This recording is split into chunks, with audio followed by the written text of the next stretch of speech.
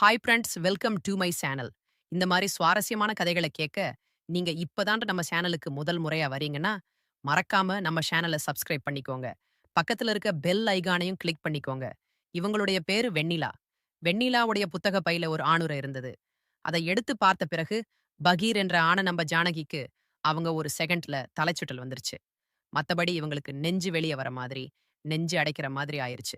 ஒரு கட்டத்துல நிக்க முடியாம கண்ணிரண்டு போயி, கீழ விழப்போன நம்ம ஜானகி பக்கத்துல இருந்த மேசை மேல கை வச்சு புடிச்சு தடுமாறி நின்னாங்க. அப்பதான் அங்க ஒரு தண்ணீர் குடுவ கண்ணாடி கிளாஸ்ல தண்ணீர் இருந்துச்சு. அது தடுமாறி கீழ விழுந்து உடைஞ்சது.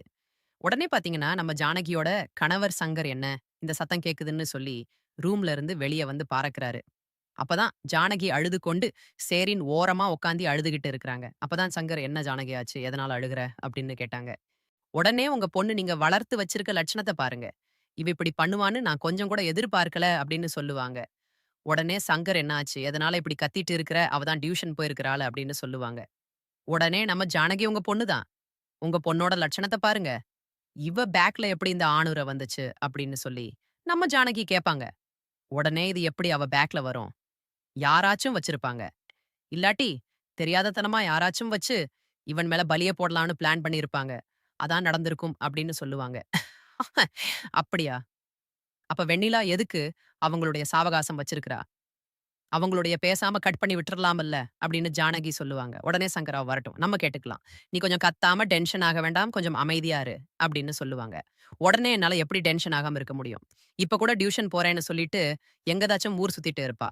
மத்த பையனோட ஊதாரித்தனமா போறதுக்கு தான் என்னுடைய பிள்ளைய நான் வளர்த்து வச்சிருக்கேனா, என்னதான் அவள நம்ம கண்டிஷனா வளர்த்தாலும் கூட அவளோட புத்திய போட்டு காட்டுறா. அவ வரட்டும். முதல்ல அவளுக்கு கால் பண்ணுங்க அப்படின்னு நம்ம ஜானகி சொல்லுவாங்க. உடனே சங்கரும் அவங்களுக்கு கால் பண்ணுவாங்க. கால் பண்ண பிறகு ஒண்ணு அவ இருக்கணும். இல்லாட்டி நான் இருக்கணும். இன்னைக்கு யாராச்சும் ஒருத்தர் தான் உயிரோட இருக்கணும். அவள் நானு சாகடிக்க போறேன். அப்படின்னு ஜானகி ரொம்ப டென்ஷன்ல ஆக்ரோஷமா கத்துவாங்க. அவ வந்த பிறகு பாருங்க, நான் எவ்வளவு பத்திரகாளியா ஆகுறேன்னு. அப்படின்னு சொல்லி ரொம்பவே தடுமாறி பேச ஆரம்பிச்சாங்க. உடனே நம்ம சங்கர், நீ கொஞ்சம் செவுன்னு கம்முன்னு இரு. ஏன்னா, அவ எதுக்கும் எந்த தப்பும் பண்ணியிருக்க மாட்டா. நீ உடனே டென்ஷன் ஆகி உன்னுடைய உடம்ப கெடுத்துக்காத அப்படின்னு சொல்லுவாங்க. இவங்க இவ்வளவு கூலா இருக்கிறீங்க. எனக்கு தன்னுடைய பொண்ணு எங்க வேற வழியில தடுமாறி போயிருவாளோ, என்னமோன்னு ஒரே பதட்டமா இருக்குது அப்படின்னு சொல்லி கதறி அழுதுகிட்டு இருப்பாங்க. ஜானகி, நான் சொல்றேன்ல, நம்ம பொண்ணு அப்படி போக மாட்டா. அப்படி இருந்தாலும் இது அவ பேக்ல இருந்தது உண்மைதானான்னு அவள்ட்ட கேட்டு விசாரிச்சுருவோம். விசாரிச்ச பிறகு இத பத்தின உண்மைகளையும் அவள்ட்ட நம்ம சொல்லிதான் ஆக வேண்டும். அவளுக்கும் இப்ப 15 வயசு ஆச்சு இல்லையா? அப்படின்னு சொல்லுவாங்க. சென்னையில நம்ம ஜானகியும் சங்கருடைய ஒரே பொண்ணு தான் வெண்ணிலா. அவங்க ஒரு ஒரு பிரைவேட் ஸ்கூல்ல, பிரபலமான பிரைவேட் ஸ்கூல்ல படிச்சுக்கிட்டு இருக்கிறாங்க. இப்போதைக்கு ஒரு தற்செவலா தான் அங்க படிச்சுக்கிட்டு இருக்க ஆரம்பிக்கிறாங்க. அப்பதான் பாரு நம்ம ஜானகியும் பாத்தீங்கன்னா, அவ வந்த பிறகு அவள என்ன பண்றேன்னு பாருங்க. ஏன்னா அவ வந்து இப்படியாப்பட்ட காரியத்த பண்ணிட்டு வந்திருக்கா. நம்மளுக்கு எவ்வளவு பெரிய அசிங்கம் அப்படின்னு சொல்லி கதறி அழுவாங்க. உடனே நம்ம சங்கர் பாத்தீங்கன்னா, "நீ முதல்ல அவ வந்த பிறகு எதையும் காட்டிக்காத. நானே எல்லாத்தையும் பார்த்து கேட்டு விசாரிச்சுக்கிறேன். நீ அதனால டென்ஷன் ஆகாத.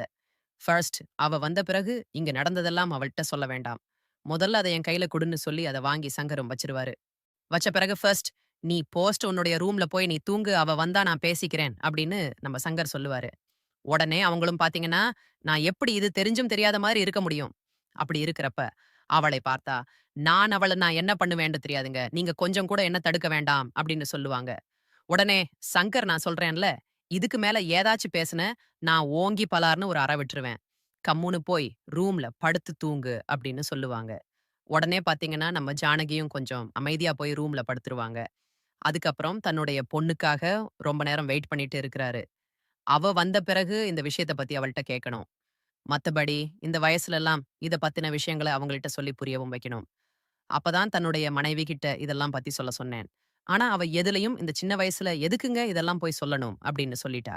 சரி, ஒண்ணு ஸ்கூல்லயாச்சும் இத பத்தி சொல்லிக் குடுப்பாங்கன்னு நெனச்சேன். பிடிபில எல்லாம் இந்த மீட்டிங் மாதிரி வச்சு சொல்லுவாங்கன்னு பார்த்தா, அவங்க அதுக்கு மேல கூச்சப்படுறாங்க. இதெல்லாம் கூச்சப்பட்டா பிள்ளைகளுக்கு இந்த வயசுல இத புரிய வச்சு தானே ஆகணும். அப்பதான் இந்த நிலைமையில இருந்து அவங்க தடுமாறி விழுந்தா கூட எழுந்து வர முடியும்.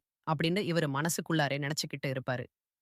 எப்படியாச்சும் இந்த விஷயத்த தன்னுடைய பொண்ணுகிட்ட சொல்லி புரிய வச்சிரணும் அப்படின்னு ஒரு முடிவோட இருக்கிறாரு. அப்பதான் வெண்ணிலாவும் டியூஷன் முடிஞ்ச கையோட வீட்டுக்கு வருவாங்க. வந்த உடனே, "அப்பா என்ன பண்றீங்க? சாப்பிட்டீங்களா?" அப்படின்னு சொல்லி கேட்பாங்க. உடனே, "இல்லம்மா, இப்பதான் கோதுமை மாவு கரைச்சு வச்சிருக்கிறேன். தோசை ஊத்தலாம்." "நீ கொஞ்சம் சட்னி மட்டும் அரைச்சிடுறியா?" அப்படின்னு கேட்பாங்க. உடனே நம்ம வெண்ணிலாவும் "சரிப்பா" அப்படின்னு சொல்லிட்டு, அவங்களும் சட்னி ரெடி பண்ண ஆரம்பிக்கிறாங்க. "நாளைக்கு ஸ்பெஷல் கிளாஸ் இருக்காப்பா?" அப்படின்னு கேட்பாங்க. உடனே நம்ம வெண்ணிலாவும், "ஆமாப்பா நாளைக்கு இருக்குது." "நாளைக்கு போகணும்" அப்படின்னு சொல்லுவாங்க. உடனே "அம்மா எங்கப்பா?" அப்படின்னு கேட்பாங்க. "அம்மா வந்து தலைய வலிக்குதுன்னு படுத்திருக்கிறாப்பா. நான் ஒரு டேப்லெட் குடுத்துருக்கேன். இப்போதைக்கு அவ ரெஸ்ட் எடுத்துக்கிட்டு இருக்கிறா. நீ எதுவும் அவள் போய் டிஸ்டர்ப் பண்ணிற வேண்டாம்" அப்படின்னு சொல்லுவாங்க. சரிப்பா. நம்ம சாப்பிட்டுட்டு நம்ம ரெஸ்ட் எடுக்கலாம்" அப்படின்னு சொல்லுவாங்க. உடனே 2 பேரும் சாப்பிட ஆரம்பிப்பாங்க. ஆனா சங்கரால எதுவுமே பேச தயாராவும் இல்ல. அவர் என்னதான் பேசணும்னு முயற்சி எடுத்தாலும், அந்த இடத்துல அவரால பேச முடியல. அப்பதான் தன்னுடைய பொண்ணு வெண்ணிலாட்ட நாளைக்கு வந்து மெரினாவுக்கு காலையில போலாமா? அப்படின்னு சொல்லி கேட்பாரு. "என்னப்பா திடீர்னு என்ன ஆச்சு?" அப்படின்னு கேட்பாங்க. "இல்லம்மா, ரொம்ப நாள் ஆச்சு பார்த்து. நம்ம நாளைக்கு போய் அந்த சன்ரைஸ் பார்த்துட்டு வருவோம்" அப்படின்னு சொல்லுவாங்க. ஷேர்ப்பா நம்ம போய் பார்த்துட்டு வரலாம்" அப்படின்னு சொல்லுவாங்க. உடனே அடுத்த நாள் காலையில தன்னுடைய பொண்ணு வெண்ணிலாவ கூட்டிக்கிட்டு கடற்கரைக்கு போவாங்க. இந்த சென்னை மக்கள் ஏன் தான் மத்த நேரத்துலலாம் வராங்களே! ஆனா காலை டைம்ல யாரும் வந்து இத பார்க்க மாட்டேங்கிறாங்க. எவ்ளோ கண்குள்ளா காட்சியா இருக்குல்ல! அப்படின்னு சொல்லி நம்ம சங்கர் வந்து வெண்ணிலாட்ட பேசிட்டு இருப்பாரு. வெண்ணிலாவும் கொஞ்ச நேரம், "ஆமாப்பா, எவ்வளோ அழகா இருக்குன்னு பார்த்தீங்களா?" அப்படின்னு சொல்லி, "ரொம்ப சந்தோஷமா இருக்குப்பா. காலையிலேயே இத பார்க்கறதுக்கு அம்மா தான் வர முடியல. அவங்களுக்கு உடம்பு சரியில்ல" அப்படின்னு சொல்லுவாங்க. அதுக்கப்புறம் நம்ம வெண்ணிலாவும் பார்த்தீங்கன்னா, சங்கரும் கொஞ்ச நேரம் அமைதியா இருக்கிறாங்க. அப்பதான் நான் வந்து உன்ட்ட ஒரு விஷயம் பேசணும். ஏதாச்சும் ஒரு முடிவு எடுக்கணும்னா, "காலையிலேயே இங்க வந்துருவேன்மா" அப்படின்னு சொல்லுவாங்க. உடனே வெண்ணிலாவும் "என்னதுப்பா சொல்லுங்க" அப்படின்னு கேட்பாங்க. உடனே நம்ம சங்கர் "இது என்னன்னு உனக்கு தெரியுதாம்மா? இது வந்து உன்னுடைய பேக்ல இருந்துச்சு" அப்படின்னு சொல்லுவாங்க. உடனே பதட்டம் அடைஞ்ச வெண்ணிலா, "ஆமாப்பா. இது வந்து என்னுடைய ஃப்ரெண்ட் ஷாலினி வச்சிருந்தா. அத வந்து என்னிட்ட காட்டி என்னமோ சொல்லிக்கிட்டு இருந்தா. அது காட்டியும் எங்க மிஸ் வரவும் என்னுடைய பேக்ல அத போட்டுட்டாப்பா" அப்படின்னு சொல்லுவாங்க. உடனே, "ஆ அப்படியாம்மா இதெல்லாம் எதுக்கும்மா உங்க ஸ்கூல்ல?" அப்படின்னு கேட்கிறப்ப, "இல்லப்பா அவ தான் ஒரு மாரி. மத்தபடி நான் ஏதும் அவள்ட்ட பேச மாட்டேன். மிஸ் வரவும் என் பேக்ல போட்டுட்டா. அவளும் எடுக்க மறந்துட்டா. நானும் அவள்ட்ட குடுக்கலப்பா" அப்படின்னு சொல்லுவாங்க. "சரிம்மா" அப்படின்னு சொல்லிட்டு, "இத பத்தி நீ என்ன நினைக்கிற?" அப்படின்றது கேட்பாரு. உடனே "இத பத்தி என்னப்பா இருக்குது?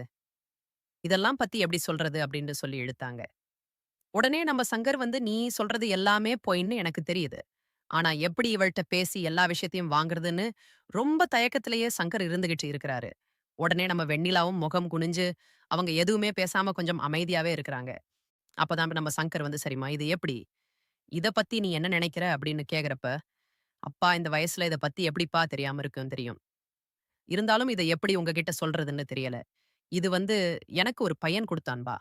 இப்போதைக்கு பதட்டத்துல என்னுடைய ஃப்ரெண்ட் குடுத்தான்னு உங்கள்ட்ட சொன்னேன்" அப்படின்னு சொல்லுவாங்க. "தெரியுமா நீ பொய் சொல்லுவேன்னு. அதனால தான் உன்ட்ட நான் எப்படியாச்சும் பேசி இந்த விஷயத்த வாங்கணும்னு தான் இத கேட்டேன்" அப்படின்னு சொல்லுவாரு.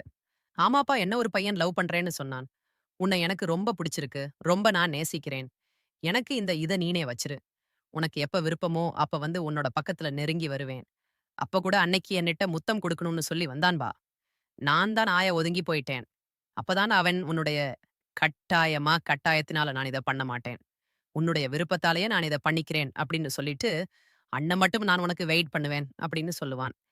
உடனே இதையும் தன்னுடைய அப்பாட்ட வெண்ணிலா எல்லாத்தையும் சொல்லி முடிச்சுருவாங்க. அதுக்கப்புறம் வந்து நம்ம வெண்ணிலா சொன்னத அவங்க கேட்டுட்டு, "அப்பா வந்து ரொம்ப நல்லவன்பா பாக்க, அழகா இருப்பான். மத்தபடி பாத்தீங்கன்னா, ரொம்பவே தங்கமானவன், எல்லா விஷயத்திலயும் ரொம்ப கிளியரா இருப்பான்" அப்படின்னு சொல்லுவாங்க. "எப்படிம்மா அவன் நல்லவன்னு நீ சொல்ற?" அப்படின்னு கேட்பாங்க. "இதுல என்னப்பா இருக்கு? அவன் பாத்தீங்கன்னா, ரொம்ப மெச்சூரிட்டி மாரி இருப்பான். மத்தபடி பாத்தீங்கன்னா, எல்லாத்துலயுமே பெர்ஃபெக்ட்டா இருப்பான்" அப்படின்னு சொல்லுவாங்க. உடனே "சரிம்மா அவன்ட்ட நீ பேசியிருக்கியா?" அப்படின்னு கேட்பாங்க. "உடனே பேசியிருக்கேன்பா. ஆனா ரொம்ப பேச மாட்டேன். நாளைக்கு கூட உன்ன நேர்ல மீட் பண்ணணும்னு சொன்னான். அது கூட நாளைக்கு உங்கள்ட்ட பிரஷர் கிளாஸ்ன்னு சொன்னேன்ல. அது அவன மீட் பண்ண போறது தான்ப்பா" அப்படின்னு சொல்லுவாங்க. உடனே சங்கர், "நான் சொல்றத நீ நம்புவியா? எல்லாமே உண்மையா காதலிச்சாங்கன்னா, ரொம்ப நாள் அவங்க வெயிட் பண்ணுவாங்க. இல்லாட்டி அவங்களுடைய ஆசைகளை கூடிய சீக்கிரத்துல பூர்த்தி பண்ணிக்கணும்னு நெனைப்பாங்க. அதானே இப்போ உனக்கு நடக்க போகுது. நீ வந்து அவன் உண்மையா பொய்யான்னு நம்ம கண்டுபிடிச்சிரலாம்" அப்படின்னு சொல்லுவாங்க. "இதுல எப்படிப்பா உண்மை பொய்ன்னு கண்டுபிடிக்குது? அவன் தான் ரொம்ப நல்லவன்னு சொல்றேன்ல" அப்படின்னு சொல்லுவாங்க. "இல்லம்மா, இதுக்கான உண்மை என்னன்னு தெரிஞ்சிரும். நான் சொல்றத மட்டும் நீ செய்" அப்படின்னு சொல்லுவாரு சங்கர். உடனே நம்ம வெண்ணிலாவும் "சொல்லுங்கப்பா, நான் செய்றேன்" அப்படின்னு சொல்லுவாங்க. "அப்பதான் நீ வந்து வழக்கம் போல நாளைக்கு தனியா போ. அப்ப வந்து இது மாதிரி என்னுடைய அப்பா இன்னிக்கு குடுத்தத இந்த வீட்ல பார்த்து ரொம்ப சண்டையாயிருச்சு. போக போறோம் அப்படின்னு மட்டும் சொல்லு. அவன் எப்படியும் நீ மிஸ் ஆகி போயிறக்கூடாதுன்னு அன்னைக்கே உன்ட்ட தப்பா நடக்க பார்த்தானா, அவன் இதுக்காக மட்டும் தான் உன்கிட்ட பேசுறான்னு அர்த்தம். அப்படி இல்லன்னா, அவன் உன்னை உண்மையாவே காதலிக்கிறான்னு அர்த்தமா? அப்படின்னு சொல்லுவாங்க. உடனே அவங்களும், வெண்ணிலாவும் சரிப்பா. இத நான் அப்படியே செய்றேன். ஒருவேளை என்ட்ட அத்துமீறினா, நான் நடக்கிற விஷயமே வேறப்பா. நான் வந்து உங்க பொண்ணு அப்படின்னு சொல்லுவாங்க. நான் அப்படி எதுவும் தப்பான முறையில போயிற மாட்டேன்பா. எல்லாமே உங்கள்ட்ட கேட்டுக்கிட்டு தான் பண்ணுவேன். இருந்தாலும் இப்போ ஒரு ஸ்லிப் ஆயிட்டேன். அப்பதான் நீங்க வந்து என்ன எப்படியோ கரம் பிடிச்சுட்டீங்க அப்படின்னு சொல்லுவாங்க. உடனே நம்ம வெண்ணிலாவும் பாத்தீங்கன்னா, அடுத்த நாள் அந்த பையன் கூப்பிட்ட இடத்துக்கு அவங்க வீட்டுக்கே போவாங்க. போன பிறகு இது மாதிரி உண்மை தெரிஞ்சிருச்சு, என்ன ஆச்சுன்னு தெரியல. கொஞ்ச நேரத்துல ஏதாச்சும் தப்பா நடக்கிற மாதிரி இருந்தா, எனக்கு கால் பண்ணுமா, நான் உடனே வந்துர்றேன் அப்படின்னு சொல்லுவாங்க. இவரும் பாத்தீங்கன்னா, தன்னுடைய பொண்ணை அனுப்பி வச்சுட்டு ஃபோன் கால் பண்ணுவாரு. அந்த பொண்ணும் எடுக்கல. ஒரு செகண்ட்ல இவருக்கும் பயமாயிடுச்சு. உடனே நம்ம ஜானகியும், "என்னங்க நீங்க பண்ணிட்டு இருக்கீங்க? குழந்தைய அங்க அனுப்பிச்சுட்டு நீங்க இப்படி பண்ணுவீங்கன்னு நான் கொஞ்சம் கூட எதிர்பார்க்கல. குழந்தைக்கு ஏதாச்சும் ஒண்ணு ஆச்சுன்னா நீங்க அவ்வளவுதான். என்ன உயிரோட கூட பார்க்க மாட்டீங்க" அப்படின்னு சொல்லுவாங்க. உடனே நம்ம சங்கரும் பாத்தீங்கன்னா, அந்த பொண்ண தேடிக்கிட்டு ஒரு 10 கிலோமீட்டருக்கு அங்கிட்டு அந்த பையனோட வீடு. அப்ப பைக்ல ரொம்ப ஸ்பீடா போய் நிப்பாட்டுவாங்க. அப்பதான் கதவ தொறந்து வெண்ணிலா வருவாங்க வெளிய. வெளிய வந்த பிறகு பாத்தீங்கன்னா, அவங்க கையில வந்து கீறல்கள் இருக்கும். ஐயோ கடவுளே! நம்மளே தன்னுடைய பொண்ண அழிச்சிட்டோமோ என்னமோ நெனச்ச அந்த ஒரு நிமிஷத்துல, அந்த பையனும் பக்கத்துல வர சொல்லுவாரு நம்ம சங்கர். வந்த பிறகு "என்னப்பா ஆச்சு உனக்கு?" அப்படின்னு கேட்கிறப்பயே, அவன் கன்னத்துல 4 கைவிரல் அச்சு பட்டிருக்கும். அத பாத்துட்டு இவருக்கு மனசுக்குள்ள ஒரு சந்தோஷம். "இல்ல அங்கில் ஒண்ணும் இல்ல. சும்மா தான் ஏதோ பிரஷர் கிளாஸ்ன்னா அதனால தான் எக்ஸாம் இருக்கு படிக்கணும். நான் போகட்டுமா?" அப்படின்னு சொல்லி கேட்பான். உடனே நம்ம சங்கர் இப்ப விழுந்த அடி ஞாபகம் இருக்குல்ல. இப்படியே நேரா போனா ஸ்ட்ரைட்டா போயி, அங்கிட்ட லெஃப்ட் திரும்புனோம்னா, அங்க ஒரு போலீஸ் ஸ்டேஷன் இருக்கு. அங்க அந்த இன்ஸ்பெக்டர் மேடம் பேரு வந்து அவங்க பேரு தேவி. அவங்க என்னோட ரொம்ப க்ளோஸ் ஃபிரெண்ட். அவங்களுக்கு இன்னைக்கு பிறந்த நாளு வரியா நம்ம போய் விஷ் பண்ணிட்டு, கிஃப்ட் குடுத்துட்டு வருவோம் அப்படின்னு சொல்லுவாங்க. இல்ல அங்கிள் எனக்கு எக்ஸாமுக்கு நான் படிக்கணும், இல்ல நான் வரல அப்படின்னு சொல்லி ஒரே பதட்டத்திலேயே நின்னுட்டு இருப்பான். அப்பதான் உன்னுடைய அப்பா, அம்மா எங்க அவங்களை நான் பார்க்கணும் அப்படின்னு சொல்லுவாங்க. உடனே என்னுடைய அப்பா, அம்மா வந்து அவங்க ஊருக்கு போயிருக்காங்க அங்கிள். இன்னும் ஒரு 2, 3 நாள் ஆகும் அப்படின்னு சொல்லுவாங்க. "நீ என்ன அங்கிள் அங்கிள்ன்னு கூப்பிடுற ஓங்கி ஒரு அறை விட்டேன்னு பார்த்துக்கோ" அப்படின்னு சொல்லுவாரு. உடனே "இல்ல சார் ஏதோ தெரியாம சொல்லிட்டேன்" அப்படின்னு அவரும் சொல்லுவான். அதுக்கப்புறம் நம்ம சங்கர் தன்னுடைய மகளை பாத்தியா, என்ன நடந்துச்சுன்னு, இதான் உண்மை அப்படின்னு சொல்லுவாங்க. உடனே அவனும் பாத்தீங்கன்னா, "என்ன மன்னிச்சிருங்க சார்" அப்படின்பான். உடனே பாத்தீங்கன்னா, அவங்களும் என்ட்ட மன்னிப்பு நீ கேட்க தேவையில்ல. நீனு வெண்ணிலாட்ட மன்னிப்பு கேளு அப்படின்னு சொல்லுவாங்க. உடனே அந்த பையனும் வெண்ணிலாட்ட மன்னிப்பு கேட்பான். உடனே அவங்க அப்பா சொன்ன மாதிரி நடந்துருச்சுன்னு சொல்லிட்டு, நம்ம வெண்ணிலாவும் பாத்தீங்கன்னா, ரொம்பவே கஷ்டப்பட்டு அவங்களுடைய மனசுல இருந்த அழுக்குகள தூக்கி எறிவாங்க. உடனே அப்பா தான் நம்மளுடைய ரோல் மாடல். அவரு தான் நம்மள இந்த பிரச்சனையில இருந்து காப்பாத்தினாரு. அவரு மட்டும் இல்லன்னா நம்மளுடைய வாழ்க்கை என்ன ஆயிருக்குமோ தெரியல. அப்படின்னு சொல்லிட்டு, அவங்களும் அந்த பைக்ல ஏறி உட்கார்ந்து தன்னுடைய வீட்டுக்கு போயிருவாங்க. வீட்டுக்கு போய அவங்க அப்பா எல்லா உண்மைகளையும் எடுத்து அந்த பொண்ணுக்கு சொல்லி புரியவும் வைப்பாங்க. அதுக்கப்புறம் "வெண்ணிலா அப்பாதாம்மா. எனக்கு எல்லாமே ஒரு செகண்ட்ல நான் தடுமாறி போனாலும், அவரு உன்னுடைய இடத்துல இருந்து என்ன நிரப்பிட்டாரும்மா. எது நல்லது, எது கெட்டது, இந்த வயசுல என்ன நடக்கும்? இந்த வயசுல இந்த தப்புக்கள் வந்தா தான் நீ ஒரு பொண்ணு. அப்படி இல்லன்னா, இது வரலன்னா அது தப்பு தான். இந்த வயசுல இதெல்லாம் வரவேண்டிய வயசுல வந்து தான் ஆகும். அதெல்லாம் கடந்து போயி, தன்னுடைய தன்னுடைய லட்சியத்த தொட்டா தான், அது நம்மளுடைய வாழ்க்கையோட மிகப்பெரிய வெற்றியா இருக்கும். இதுவும் இல்லன்னா, மத்தவங்களுடைய ஆசைகள் எல்லாம் எப்படி தீரும்? இதுவும் இருந்து தான் ஆகணும். ஏன்னா, அப்பதான் அடுத்த ஜெனரேஷன்கள் உருவாக்க முடியும். இந்த ஜெனரேஷன்கள்ல எவ்வளவு பேர் பொறந்திருக்கிறாங்க தெரியுமா? இதுதான் உ நம்ம மனுஷங்களோட ஒரு விதமான வாழ்க்கை.